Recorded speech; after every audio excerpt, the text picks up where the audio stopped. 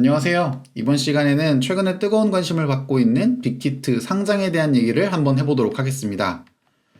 상장 주요 일정을 살펴보시면 제가 영상을 촬영하는 일자 기준으로는 어제자로 증권신고서 제출이 완료가 되었습니다. 그리고 증권신고서 제출을 통해서 공모가가 10만 5천원에서 13만 5천원 사이로 제시가 되었습니다. 이 영상을 보시는 많은 분들이 이제 주목해야 하는 다음 일정은 기관들의 수요 예측 결과가 경쟁률이 몇 대 몇으로 끝났는가가 개인 투자자들의 청약 여부에 중요한 영향을 미치기 때문에 과연 수요 예측의 경쟁률이 얼마나 나왔는가 이것도 좀 주목해 보셔야 될 것 같고, 결국 그 경쟁률을 바탕으로 공모가가 얼마로 확정될 건지가 이제 9월 28일에 결정이 납니다. 그리고 여러분께서 직접 청약해야 되는 거는 다음 달 5일에서 6일 이틀간 진행이 될 거고요. 그리고 10월 중순에 빅히트가 상장을 하게 됩니다.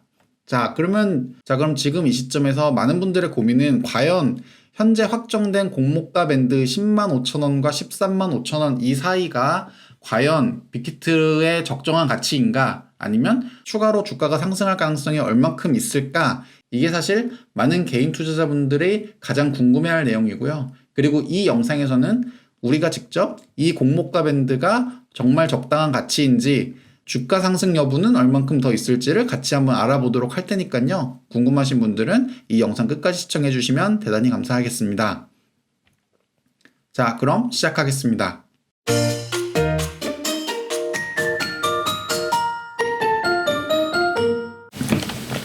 빅히트 상장을 준비하는 우리들의 자세라고 제가 제목을 지어봤는데요. 크게 세 가지 부분을 다뤄보도록 하겠습니다. 첫 번째, IPO 전반적인 개요를 말씀드릴 거고, 그리고 빅히트가 어떤 회사인지 간단하게 한번 말씀을 드릴 거고, 그리고 최근에 빅히트에 대한 우려사항들은 어떻게 진행되고 있는지, 이 세 가지를 위주로 말씀을 드리겠습니다.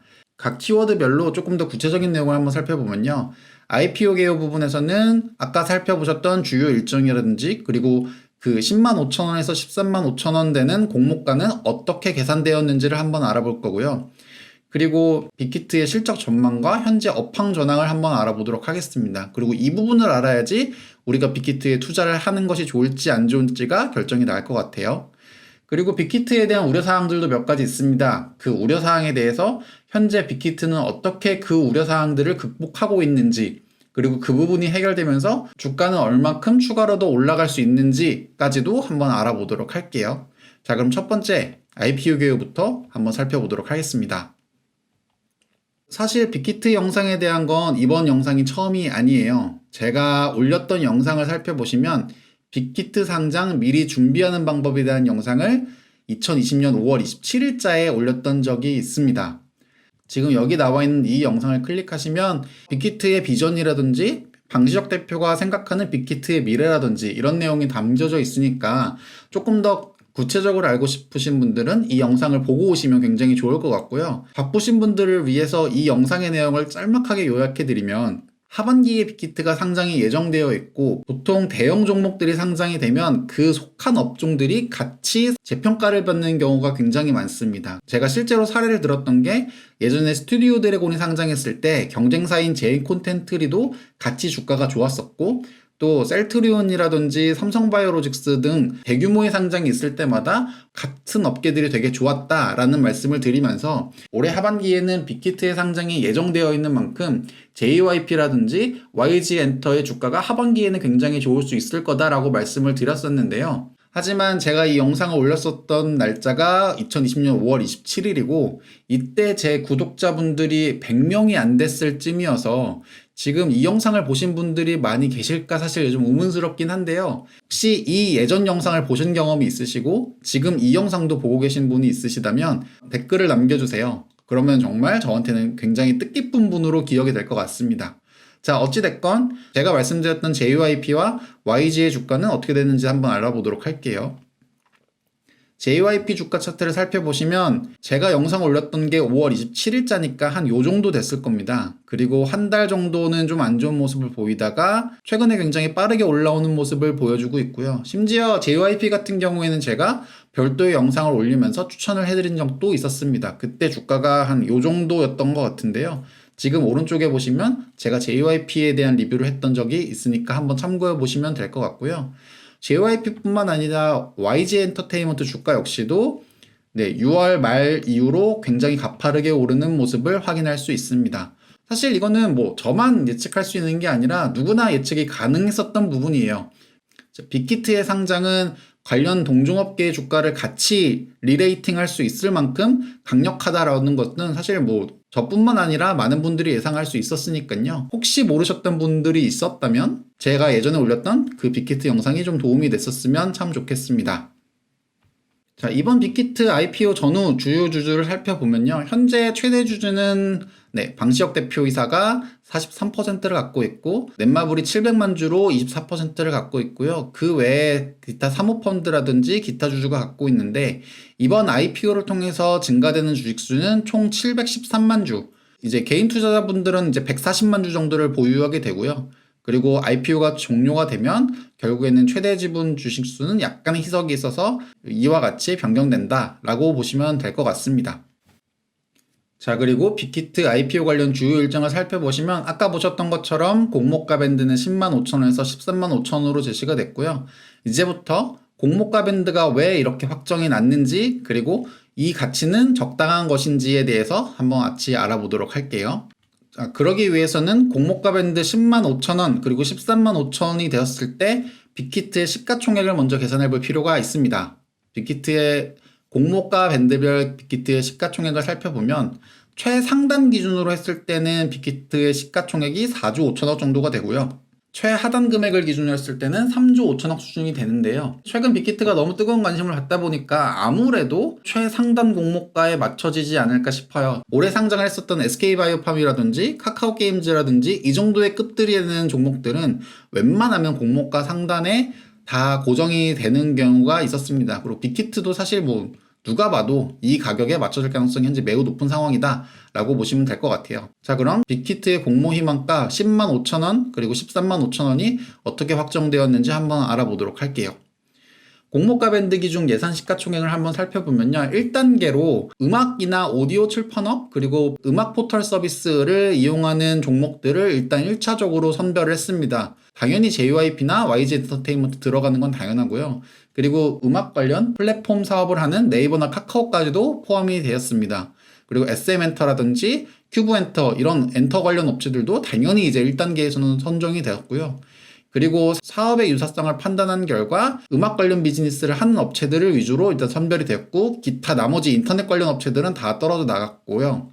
그리고 3단계 재무적인 유사성으로서는 아무래도 시가총액이 가장 비슷한 수준 시가총액 2천억 언더인 회사들은 제외를 했습니다. 그래서 이제 큐브 엔터테인먼트가 빠졌다고 보시면 되고 마지막 비재무적 기준에서는 SM이 마지막으로 탈락을 했는데 이 탈락한 이유는 SM이 예전에 불성실 공시법인으로 선정된 경험이 있습니다. 그런 것들이 결격 사유로 해당이 돼서 SM 엔터테인먼트는 최종적으로 빠졌다라고 보시면 되고 그래서 빅히트 공모가 산정에 비교되는 업체는 JYP, YG 엔터테인먼트, YG 플러스, 네이버, 카카오 이 5개의 회사를 기준으로 공모가가 산정되었다라고 보시면 됩니다. 조금 더 자세하게 말씀을 드리면요. 빅히트의 반기 에비타 연 환산액이 1200억 정도 됩니다. 아까 보셨던 최종 비교회사 5개의 평균 EV 에비타가 42.36배가 적용이 됐습니다. 그러면 평가 시가총액이 한 5조 1천억 정도 되고요. 거기에 순연금을 더한 값이 5조 7천억, 여기에 발행 주식 총수로 나눈 값이 주당 평가 금액이 16만 원이고 거기에 약간의 할인율을 곱한 게 바로 10만 5천 원과 13만 5천 원 사이다라고 보시면 되는데요. 여기서 우리가 생각해야 될 점은 결국 그러면 할인율이 없어지면 최소 이 정도까지는 올라갈 수 있지 않을까라고 생각하는 게 첫 번째가 될 것 같고요. 두 번째 변수는 과연 5개의 산술 평균값을 구한 이 EV/EBITDA 42.36배가 적정한가에 대한 생각을 한 번 더 해볼 필요가 있어요. 예를 들면 지금 빅히트 그리고 BTS의 영향을 봤을 때 과연 YG와 JYP의 평균인 42.36배를 하는 게 정말 올바른 밸류에이션인가에 대해서는 의문을 제기할 수 있는 거잖아요. 그러면 저희는 이번 영상을 통해서 이 42.36배보다 더 밸류에이션을 높게 줄 수 있는 만한 요소가 있는지 같이 한번 찾아보도록 할게요. 그리고 높게 측정을 할 수 있다면 당연히 이 가격보다는 훨씬 더 높은 가격이 적정 주가로 계산될 수 있다라고 우리가 한번 확인할 수 있을 것 같습니다. 자, 지금까지 우리가 공모가가 어떻게 산정되어 있는지, 그리고 IPO가 주요 일정이 어떻게 되어 있는지를 알아봤다면, 자, 그럼 이제는 빅히트의 적정 가치를 구하기 위해서 실적 전망과 그리고 업황 전망을 같이 한번 알아보도록 할게요. 이베스트에서 추정하는 빅히트의 연간 매출액은 2018년에 빅히트는 3014억이었고요. 2019년은 5872억, 그리고 2020년은 5655억으로 이베스트에선 전망을 하고 있습니다. 영업이익을 살펴보시면 2018년에는 799억, 2019년에는 987억, 2020년에는 1027억이 될 거라고 전망을 하고 있습니다. 자, 빅히트의 반기별 매출액을 살펴보시면 20년 상반기는 작년 상반기 대비해서는 약간의 하락, 그리고 20년 하반기도 2019년 하반기 대비해서 약간의 하락이 있을 거라고 생각을 합니다. 이 내용만 보면 오히려 작년 대비 역성장하는 거 아닐까라는 우려를 하실 수도 있는데요. 자, 빅히트의 부문별 매출 비중을 한번 살펴보면요. 앨범 관련 매출액만 살펴보시면 작년 상반기나 작년 하반기보다 올해 상반기나 올해 하반기가 압도적으로 높은 것들을 확인할 수 있고요. 반면에 올해 같은 경우는 코로나가 있었다 보니까 작년에 굉장히 많은 부분을 차지했었던 공연 관련 매출액이 올해는 완전히 없어진 것을 확인할 수 있어요. 그 부분을 충분히 앨범 매출로 커버를 했기 때문에 언젠간 코로나가 끝나서 공연 매출액이 더해지는 날이 온다면 지금 2020년 실적보다는 훨씬 더 많은 매출액을 기대할 수 있을 정도로 앨범 매출액이 확실히 작년 대비해서는 많이 성장했다라고 볼 수 있습니다. 그렇기 때문에 작년보다 매출이 역성장할 거라고 판단하기보다는 앨범 실적의 증가에 더 키워드를 맞추는 게 더 정확한 분석이라고 판단할 수 있을 것 같아요. 실제로 아티스트별 음반 매출을 살펴보면요. BTS만 살펴보면 작년 상반기와 올해 상반기는 비슷한 수준이지만 올해 하반기 같은 경우에는 작년 하반기보다 훨씬 더 많은 수준의 음반 판매를 할 거라고 전망을 하고 있고, 거기에다가 플레디스 합병으로 인해서 세븐틴의 음반 판매량이 더해져서 음원 판매량은 작년보다 훨씬 더 많은 수준을 할 거라고 전망을 하고 있고요. 그 결과로 영업이익은 어쨌든 작년과 좀 비슷한 수준이지만 영업이익률로만 보면 작년보다 조금 더 증가한 모습을 현재 기대할 수 있는 상황입니다. K-팝 업황에 대해서도 한번 살펴볼게요. 올해 K-팝 업황은 그 어느 때보다도 변동성이 굉장히 컸습니다. 4월부터 코로나로 인해서 공연은 거의 전무한 수준으로 급감하며 코로나 확산 초기에는 엔터주들도 코로나 피해주로 간주되기도 했었습니다. 그러나 음원이라는 무형의 컨텐츠로의 쏠림 현상이 가속화되며 대부분의 K-팝 아티스트들은 자신의 판매 기록을 가뿐하게 경신하기 시작했는데요.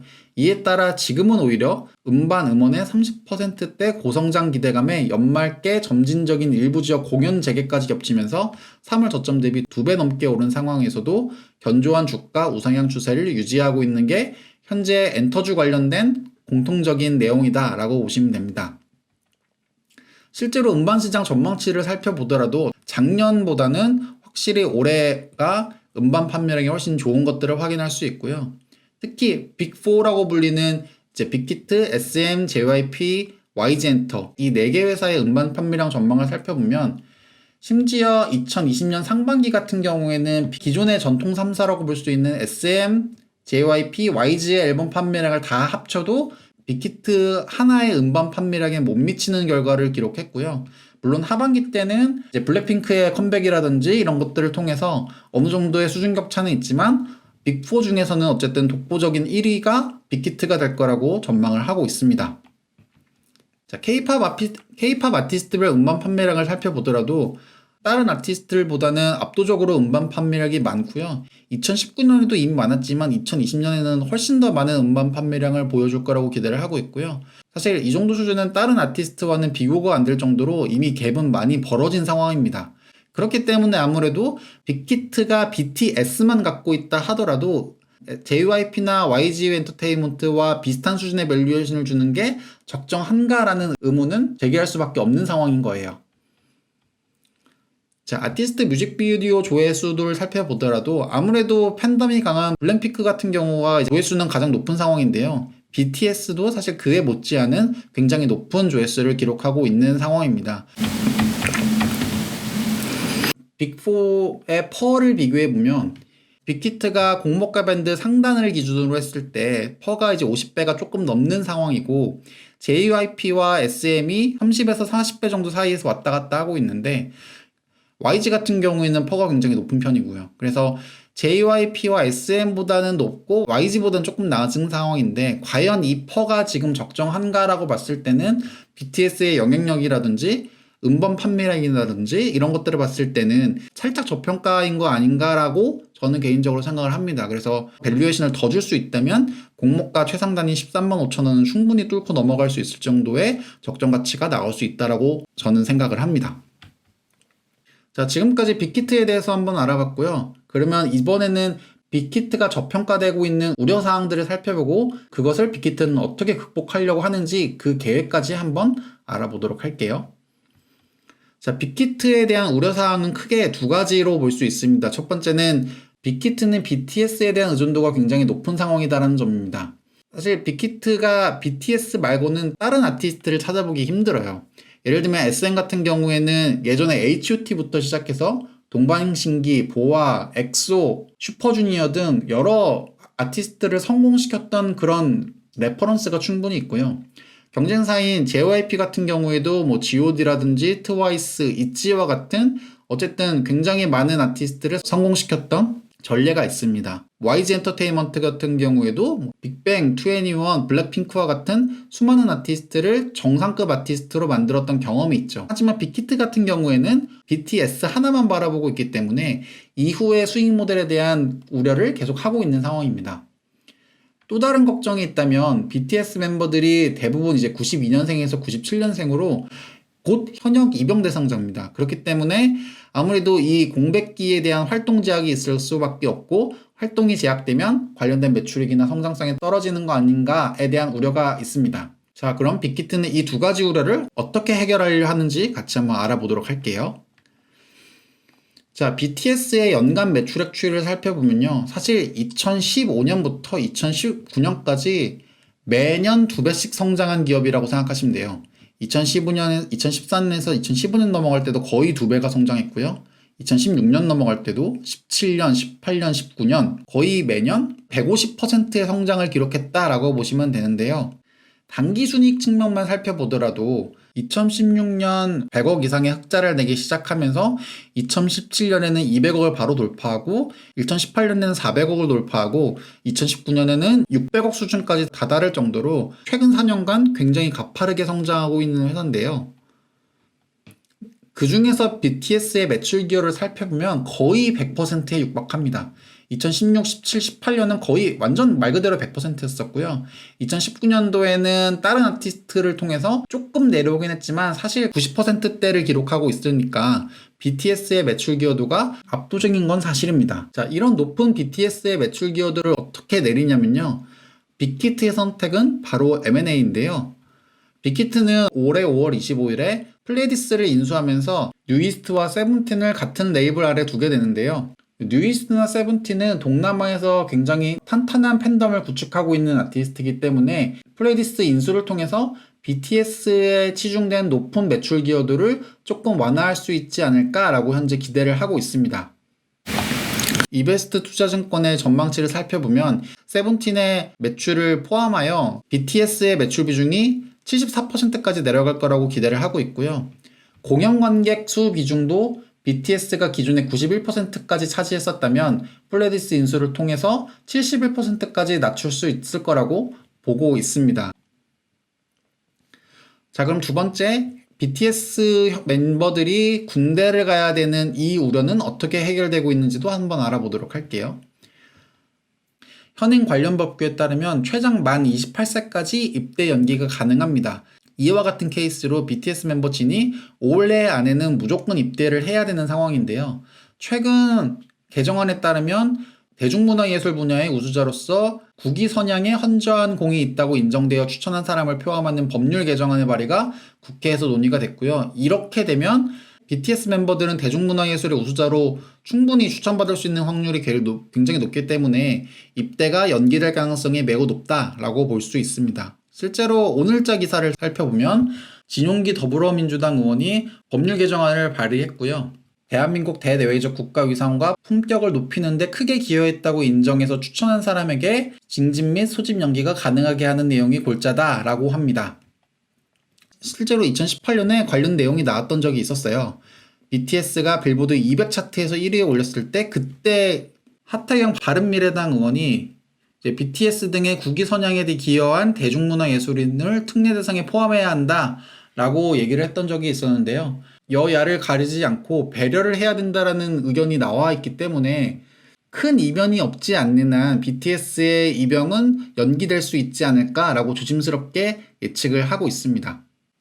자, 지금까지 빅히트 상장을 준비하는 우리들의 자세에 대해서 한번 알아봤습니다. 제가 드리고 싶은 말씀을 딱 한 문장으로 요약한다면 비교 업종인 YG나 JYP 그리고 SM엔터테인먼트의 펄을 봤을 때 빅히트의 펄은 충분히 높다라고 볼 수도 있지만 최근에 빌보드 차트 1위를 달성했던 BTS의 글로벌적인 영향력을 봤을 때 추가적인 밸류에이션을 충분히 줄 수 있다라고 저는 판단을 하고 있고요. 그 부분에서 많은 개인 투자자들의 청약을 이끌어내지 않을까라고 조심스럽게 전망을 합니다. 빅히트 상장 관련해서는 어쨌든 일정이 다가오면 더 많은 자료와 레포트들이 나올 텐데요. 그때그때 맞춰서 관련된 내용을 추가로 업데이트 해드리도록 하겠습니다. 이번 시간 빅히트의 상장에 관련해서 한번 알아봤습니다. 시청해주셔서 대단히 감사합니다.